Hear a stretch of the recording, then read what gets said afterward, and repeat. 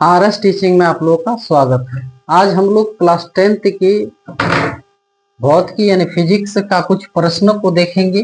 ठीक है, जो आगे हम लोग देखे थे यानी क्या निकट दृष्टि दोष, दूर दृष्टि दोष। ठीक है, यानी नेत्र में जो दोष होते हैं निकट दृष्टि दोष और दूर दृष्टि दोष। आज हम लोग देखेंगे जरा दूरदर्शिता दोष। ठीक है, ये जरा दूरदर्शिता दोष से क्या होता है और कब होता है, ठीक है, और किस किस मनुष्य में होते हैं, ये क्या जन्मजात है, अनुवंशिक है या फिर कैसे है। तो देखिए, कह रहा है जरा दूरदर्शिता दोष से आप क्या समझते हैं। तो इस दोष का निवारण किस प्रकार किया जा सकता है, इस तरह का प्रश्न है। तो जरा दूरदर्शिता दोष जो होता है तो वह उम्र बढ़ने के साथ वृद्धावस्था में होता है। जब मनुष्य का क्या हो जाता है, आयु यानी बहुत बढ़ जाता है, मान लीजिए जब 70 से यानी प्लस रहेगा, तब उस मनुष्य के क्या नजदीक की वस्तु को और दूर की वस्तु को, ना ही वह नजदीक की वस्तु को ना ही वह दूर की वस्तु को स्पष्ट देख पाएगा। ठीक है, वह ठीक तरह से उसको दिखाई नहीं देगा, यानी थोड़ा सा धुंधलापन दिखाई देने लगेगा। यही कह रहा है उम्र बढ़ने के साथ वृद्धावस्था में नेत्र लेंस की लचक कम हो जाने पर और सिलियरी मांसपेशियों की क्षमता, संयमन क्षमता घट जाती है। आंख जो है देखिए इस तरह से आंख होते हैं। ठीक है, यहां जो क्या है एक लेंस लगे होते हैं, यहां जो लेंस लगे होते हैं और इस लेंस को जो पकड़ने का जो कार्य करते हैं, यानी जो इसको पकड़ते हैं। ठीक है, तो इसी को कहेंगे हम लोग के क्या, ये सिलियरी मांसपेशियां। तो जब मनुष्य में उम्र बढ़ते हैं तो उस समय ये जो सिलियरी मांसपेशियां जो है ये थोड़ा सा क्या हो जाता है, यही देखिए सिलियरी मांसपेशियां की क्षमता जो है घट जाती है, वह थोड़ा सा लचीलापन हो जाता है। ठीक है, घट जाने के कारण यह दोष उत्पन्न होते हैं। जब ये सिलियरी मांसपेशियां जो है, जब इसकी क्षमता जो घट जाएगी तब ये यानी क्या कौन सा दोष होगा, तो जरा दूरदर्शिता दोष होता है। तो ये कब होता है, जब यानी उम्र बढ़ता है, यानी वृद्धावस्था में। ठीक है, चलिए, इससे आंख के निकट के साथ साथ दूर बिंदु को प्रभावित करते हैं। ये ना ही ठीक तरह से नजदीक की वस्तु को ठीक तरह से देख पाएगा और ना ही वह दूर की वस्तु को ठीक तरह से देख पाएगा, यानी जिसमें ये दोष आते हैं। ठीक है, चलिए, और इस दोष का निवारण कैसे किया जा सकता है, यानी इसको हम लोग को कैसे खत्म करेंगे। ये नहीं जो आप इसका दवा लीजिए, ठीक है, तो उससे यानी ठीक हो जाएगा। अगर दवा लीजिएगा तो कौन सा दवा, तो दवा से ये ठीक होने वाला नहीं है, यह होगा जाकर के लेंस से। तो इस दोष को दूर करने के लिए बायोफोकल, देखिए ये बायोफोकल लेंस होते हैं। जब ये बायोफोकल जो लेंस होते हैं तो इस लेंस में दो तरह के लेंस लगे होते हैं, यानी बायोफोकल लेंस जो होते हैं, मान लीजिए ये क्या है, चश्मा। ठीक है, ये चश्मा है। तो ये जो नीचे जो है, तो नीचे एक लेंस और ऊपर भी लेंस लगे होते हैं। ठीक है, ये दो तरह के लेंस, एक अवतल होते हैं, यानी ऊपर का जो भाग है ये अवतल वाला होगा और नीचे जो भाग है यह यानी क्या उत्तल वाला होगा। तो इस तरह से दो लेंस लगे होते हैं, अवतल भी लगे होते हैं और उत्तल भी। नीचे वाले भाग में क्या, तो उत्तल लेंस लगे होते हैं और ऊपर वाले भाग में क्या, तो नीचे वाले में उत्तल और ऊपर में जो है वह अवतल, यानी ऊपर में जो लेंस लगे हैं तो यह दूर की वस्तु को देखने के लिए, साफ साफ देखने के लिए वह काम करेगा। और जो नीचे जो है यह नजदीक की वस्तु को देखने के लिए काम करेगा। तो यहाँ इसलिए देखिए दो लेंस लगे होते हैं, इसलिए इसको क्या कहेंगे, यानी बायोफोकल या द्विफोक्सी लेंस भी कहते हैं इसको, ठीक है, द्विफोक्सी लेंस। तो यहाँ इस तरह से ऑब्जेक्टिव क्वेश्चन पूछा जाता है, क्या, जरा दूरदर्शिता, जरा दूरदर्शिता ना, चलिए दर्शिता दोष को किस तरह के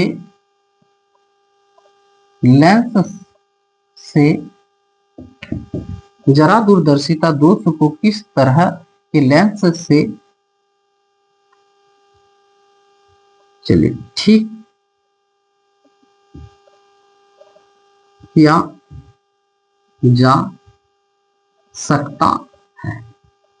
तो ऑप्शन देखिएगा, अगर क्या रहे बायोफोकल तो उसमें टिक लगाना है, नहीं तो फिर रहेगा क्या द्विफोक्सी लेंस, इसमें टिक लगाना है, नहीं तो फिर रहेगा 3 नंबर बोल देते हैं उत्तल और अवतल दोनों, इस तरह का भी ऑप्शन रहता है, उत्तल और अवतल दोनों, या फिर बायोफोकल लेंस या फिर द्विफोक्सी लेंस का उपयोग किया जाता है। ठीक है, इस तरह से यानी ऑब्जेक्टिव पूछा जाएगा तो आप क्या कर लीजिएगा, इस तरह से लिख देना है आंसर क्या, बायोफोकल, क्या बायोफोकल या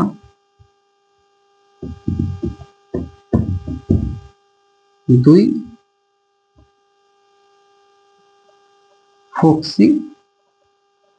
लेंस या उत्तल और अवतल। ठीक है, इस तरह से यानी चाहे ये रहे चाहे यही रहे या ये। ठीक है, चलिए तो कह रहा है बायोफोकल लेंस का व्यवहार करना पड़ता है जिसमें दो लेंस, देखिए यहाँ जिसमें दो लेंस एक ही चश्मे में ऊपर और नीचे लगा दिया जाता है। ठीक है, चलिए ये तो हो गया क्वेश्चन। दूसरा क्वेश्चन देखिए, कह रहा है तारे क्यों टिमटिमाते हैं समझाइए, यानी क्वेश्चन पूछा जाएगा तारे क्यों टिमटिमाते हैं समझाइए, इस तरह से क्वेश्चन पूछा जाता है। चलिए बहुत बार पूछा गया है ये प्रश्न।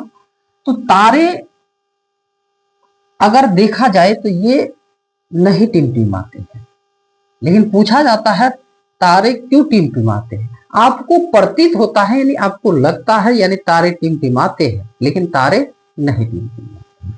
चलिए कैसे, लोग थोड़ा सा समझ लीजिए। जैसे इससे फिर और एक प्रश्न जो बनता है, क्या तारे और चंद्रमा से आप क्या कीजिए, तुलना कीजिए या फिर अंतर स्पष्ट कीजिए, इस तरह से भी क्वेश्चन पूछा गया है।